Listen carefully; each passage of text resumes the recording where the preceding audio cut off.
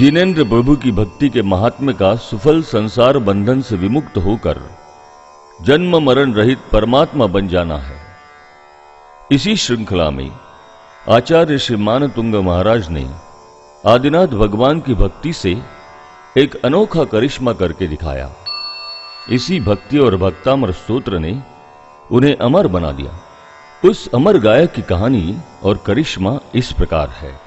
ईसा की 11वीं शताब्दी में मालवा प्रांत की उज्जैनी नगरी में गुणग्राही विद्या प्रेमी महाराज भोज शासन किया करते थे। उनको संस्कृत साहित्य एवं काव्य में प्रगाढ़ रुचि थी।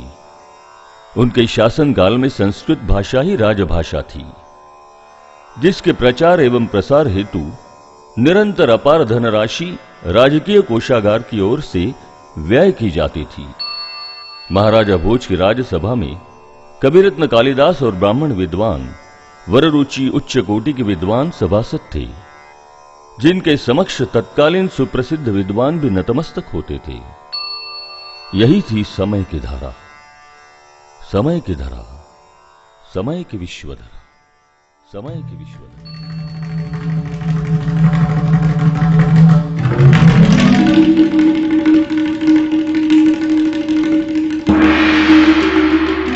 मालवा नरेश राजा भोज दरबार में पधार रहे हैं।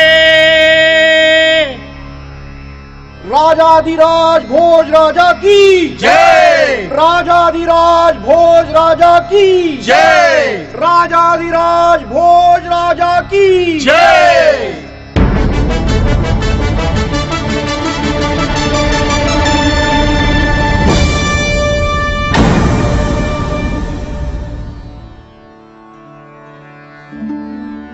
आज की कार्रवाई शुरू की जाए। आज्ञा महाराज। आज दरबार में विदेशी पर्यटक तथा अतिथि उपस्थित हैं। लेखक और कवि भी है। साहित्य में रुचि रखने वाले कवि अपनी रचना प्रस्तुत करना चाहते हैं। अवश्य अवश्य।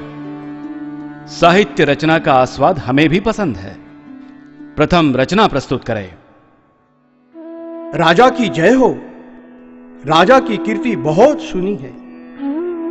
स्वगृहे पूज्यते मूर्खः, स्वग्रामे पूज्यते प्रभु, स्वदेशे पूज्यते राजा, विद्वान सर्वत्र पूज्यते।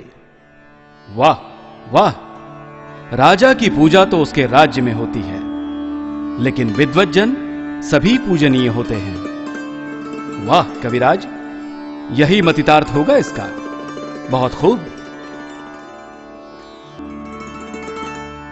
आपकी आज्ञा हो तो एक और कविराज विनोदी रचना में काव्य प्रस्तुत करना चाहते हैं। अवश्य प्रस्तुत किया जाए। प्रणाम राजन। असारे खलु संसारे सारम शशुर मंदिरम, हरो हिमालय शेते हरि शेते महोदधो। वाह। शिव अपने ससुराल में हिमालय में निर्धास्त शयन करते हैं और श्री हरि क्षीर सागर में लेटे हैं। वाह वाह कविराज वाह। और कोई अपनी रचना प्रस्तुत करना चाहते हैं? राजा की जय हो। कोई सज्जन अपने पुत्र के साथ दरबार में अनुमति चाहते हैं। अवश्य अनुमति है। उन्हें दरबार में बुलाओ।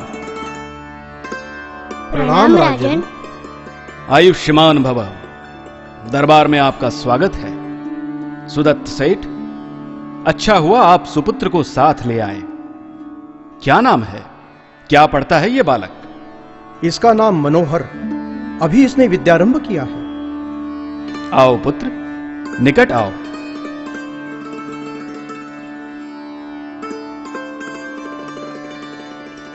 घबराओ मत। कोई रचना या सुभाषित कंठस्थ है? आज्ञा राजन, मैंने अभी कुछ सुभाषित का पठन किया है। पृथिव्यां त्रीणि रत्नानि जलम अन्नम सुभाषितम, मूढ़ै पाषाण खंडेषु रत्न संज्ञा विधीयते। वाह वाह, बहुत अच्छे। अब क्या इसका मतितार्थ आप जानते हैं? जी महाराज, पृथ्वी पर जल, अन्न और सुभाषित यही 3 रत्न हैं। मूर्ख लोग पत्थर के टुकड़ों को संज्ञा संबोधते हैं। अरे वाह, बहुत अच्छा, बहुत खूब। सुदत्त सेठ, बालक के उच्चारण भाव दोनों स्पष्ट हैं। बालक प्रतिभावान और कुशाग्र बुद्धि का लगता है। प्रणाम राजन। मनोहर को अच्छी शिक्षा तथा अध्ययन योग्य गुरु के पास करवाओ। इस समय कहां शिक्षा हो रही है? महाराज, अपने ही नगर के सुप्रसिद्ध विद्वान विज्ञा पारंगत महाकवि धनंजय के पास विद्याध्ययन आरंभ किया है। उनके ही ग्रंथ से पठन शुरू है। हमारी वैभवशाली नगरी धन्य है। कविराज धनंजय जैसे रत्न इस नगरी की विशेषता है। वे संस्कृत साहित्य की देन हैं। उनके पांडित्य प्रतिभा का परिचय राजसभा में हुआ है। हमारे विप्र कालिदास भी उनसे अच्छी तरह परिचित हैं। प्रणाम राजन। पंडित धनंजय की प्रतिभा का प्रभाव राजसभा अनुभव कर चुकी है। उनकी बात तो सर्वश्रुत है। क्यों न हम उनके गुरु मुनि मानतुंग को बुलाएं, उनसे शास्त्रार्थ करवा लीजिए। आपको विद्वान की परीक्षा हो जाएगी। नीर क्षीर विवेकः।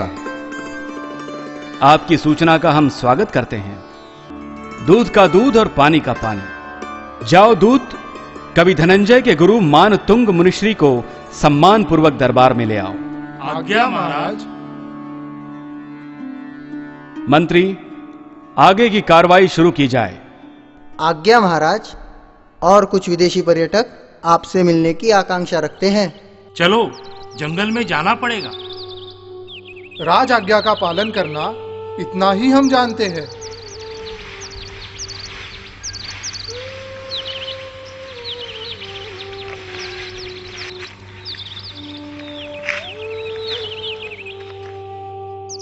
वो देखो, कवि धनंजय दिखाई दे रहे हैं।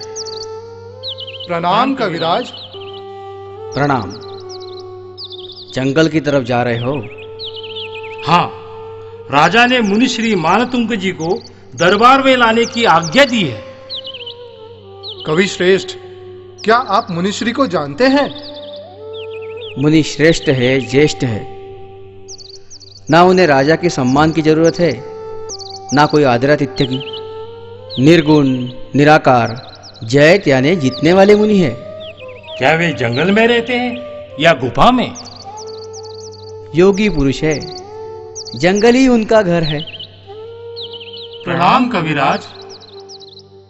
उस तरफ कोई दिखाई दे रहा है, शायद वही होंगे मुनिश्री।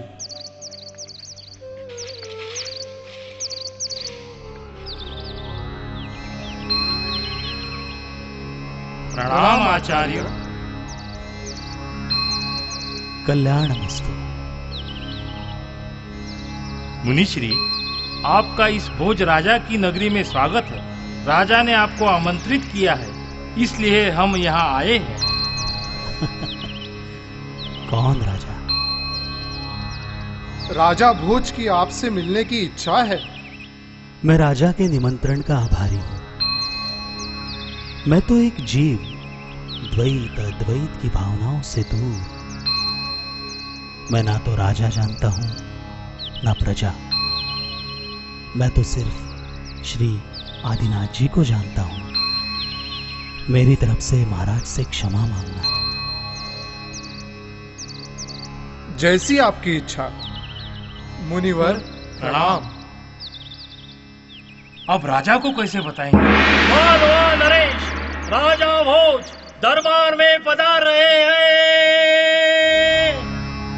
राजाधिराज भोज राजा की जय। राजाधिराज भोज राजा की जय। राजाधिराज भोज राजा की जय।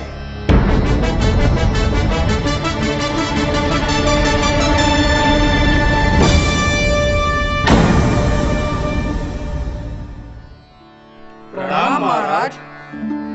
बोलो सेवक, क्या मुनिश्री से बात हुई? हाँ राजन, हमें क्षमा कीजिए। मुनिश्री ने आने से इनकार किया। उन्होंने क्षमा मांगी है। क्या उन्हें दरबार में आना पसंद नहीं है? नहीं, उन्होंने क्षमा मांगी। क्या वो धन की अपेक्षा रखते हैं या मान सम्मान की? कतई नहीं, वे धन लोभी भूषण लोभी नहीं है। राजा की आज्ञा का पालन यही प्रजा का धर्म है। जाओ, आज्ञा का पालन अवश्य होना चाहिए। जाओ सेवक, उन्हें फिर आमंत्रित करो। यदि नहीं आते तो उन्हें बंदी बनाकर लाओ। राजन, ये तो आपका अपमान हुआ। जाओ सेवक। आज्ञा महाराज।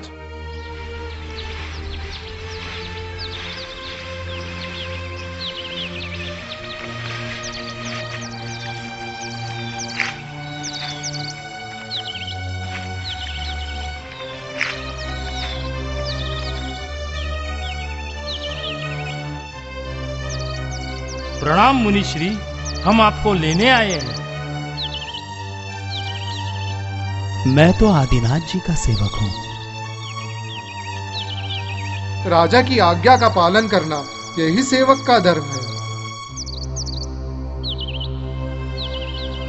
हमें राजा ने आपको बंदी बनाकर दरबार में उपस्थित करने की आज्ञा दी है मुनिश्री। जैसी प्रभु की इच्छा। महाराज की जय हो। मुनिश्री हाजिर हो।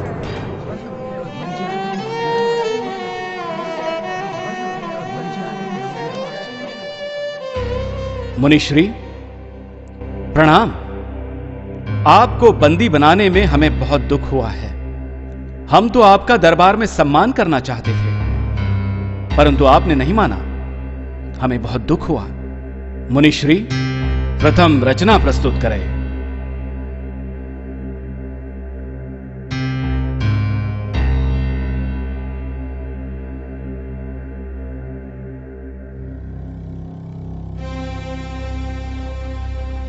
राजन, ये क्या बोलेंगे? ये तो कर्नाटक राज्य से निकाले हैं। ये तो पड़त मूर्ख हैं। आपका प्रताप देखकर इनकी बोलती बंद हो गई। आप संत हैं, आप ज्ञानी हैं। राजा विद्या का आदर करते हैं। आपसे मैं अनुरोध करता हूं कि आप कुछ धर्मोपदेश करो। ये तो राज दरबार का अपमान कर रहे हैं। इन्हें दंड देना चाहिए। मुनिश्री, आज्ञा का पालन ना करने वालों को दंड दिया जाता है। आप मुनि हो या तपस्वी, अपराधी को दंडित करना यह राजधर्म है। मैं राजधर्म का पालन करते हुए आदेश देता हूं कि मुनिश्री को काल कोठरी में बंद करो। यह मेरी आज्ञा है। आज्ञा महाराज। राजा के आज्ञा अनुसार मुनिश्री को काल कोठरी में बंद करते हैं, परंतु मुनिश्री जैसे ही रचना प्रस्तुत करते हैं, काल कोठरी के द्वार खुल जाते हैं। यह कैसा चमत्कार है? राजन क्षमा करे, हमें क्षमा करे। लेकिन बार बार ताला लगाने के बाद भी फिर खुल जाता है। और 2 सैनिक लेकर जाओ, जंजीरों से उन्हें जकड़ लो और गहरी कोठरी में बंद कर दो। सूर्य की किरण भी उन तक ना पहुंचने पाए। हर जगह जंजीर में ताला लगाओ और सुरक्षा कड़ी कर दो। हथियार वाले सैनिक दरवाजे पर पहरा देने रखो। आज्ञा महाराज। जंजीरों से उन्हें जकड़ लो और गहरी कोठरी में बंद कर दो। सूर्य की किरण भी उन तक ना पहुंचने पाए, ऐसी व्यवस्था करो। जाओ। आज्ञा महाराज। अमर प्रणत मौली मणिप्रभाणा मुद्योतकं दलित पापतमोवितानं सम्यक् प्रणम्य जिनपाद्युगं युगादा वालंबनं भवजले पतातां जनाना। यः संस्तुतः सकल वाङ्मय तत्वबोधा दृढ़भूत बुद्धि पटुभिः सुरलोकनाथैः स्तोत्रैर्जगत्रीतय चित्तहरैरुदारैः स्तोषे किलाहमपि तं प्रथमं जिनेन्द्रम्। राजन, क्षमा चाहता हूं, लेकिन आप मुनिश्री की विद्वत्ता पर संदेह मत लो। वे ज्ञानी है। उन्हें इस तरह बंदी बनाकर उचित नहीं कर रहे हो राजन। कविवर्य, हम राजधर्म का पालन कर रहे हैं, उसमें उचित अनुचित का प्रश्न ही नहीं। आज की कार्रवाई समाप्त होती है। स्तोत्रस्त्रज्जं तव जिनेन्द्र गुणै निर्बद्धां भक्त्या मया रुचिकर्ण विचित्र पुष्पां धत्ते जनो यैह कंठगतामजस्त्रं तं मानतुंगमवशां समुपैति लक्ष्मीः। स्तोत्रस्त्रज्जं तव जिनेन्द्र गुणै निर्बद्धां भक्त्या मया रुचिकर्ण विचित्र पुष्पां धत्ते जनो यैह कंठगतामजस्त्रं तं मानतुंगमवशां समुपैति लक्ष्मीः।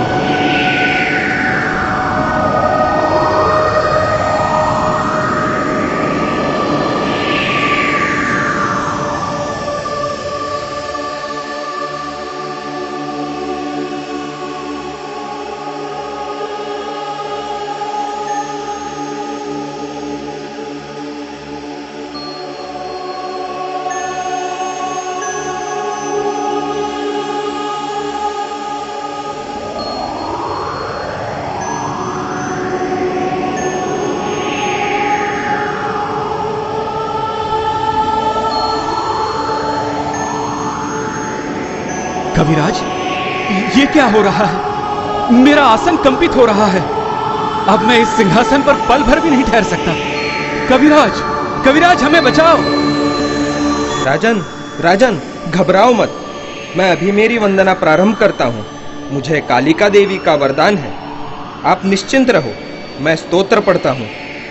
या देवी सर्वभूतेषु शक्ति रूपेण संस्थिता नमस्तस्यै नमस्तस्यै नमस्तस्यै नमो नमः।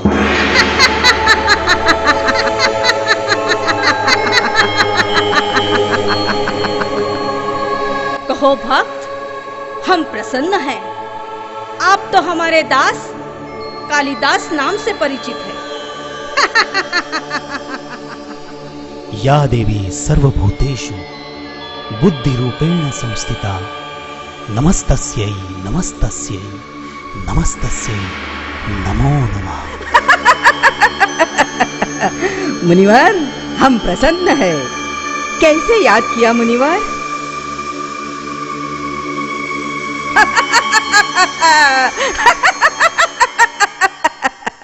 कालिके, तू यहाँ क्यों आई है?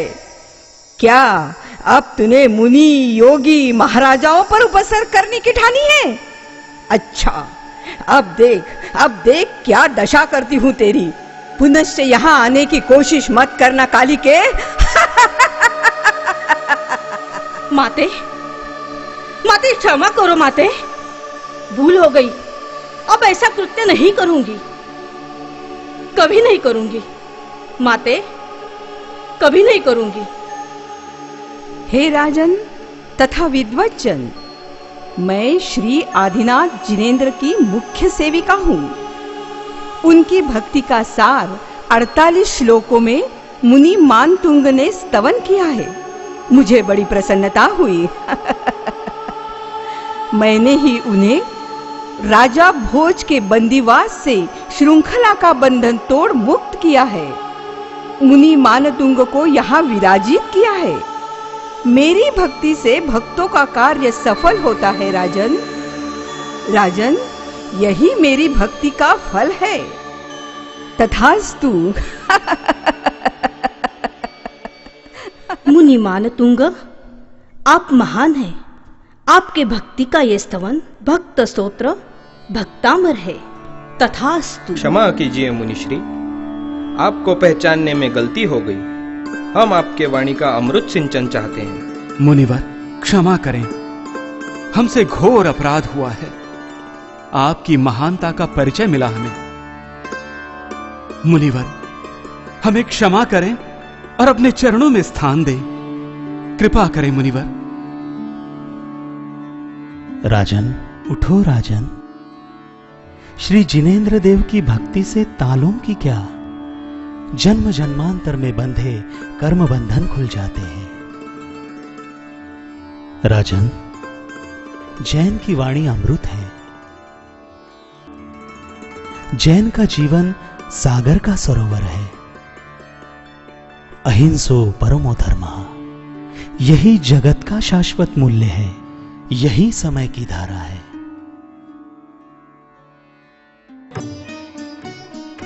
राजा भोज ने प्रभावित होकर मुनिराज श्रावत के व्रत लिए अपने राज्य में जैन धर्म का विशेष प्रचार एवं प्रसार किया। श्रेष्ठी सुदत्त एवं जिनेन्द्र भक्त कविवर धनंजय को भी जैन धर्म की प्रभावना से महान हर्ष हुआ। भगवत भक्ति से सांसारिक भोग सामग्री का मिलना उसी प्रकार है जैसे कि गेहूं के खेत में बिना बोए घास फूस उत्पन्न होना। हे प्रभु, मैं जन्म रूपी जीर्ण जंगल में जन्मांध होकर परिभ्रमण कर रहा हूं, ठोकरे खाता फिर रहा हूं। अतएव सन्मार्ग दिखाने वाली आपकी भक्ति मेरे लिए समाचीन मुक्ति को देने वाली है। जय जिनेन्द्र।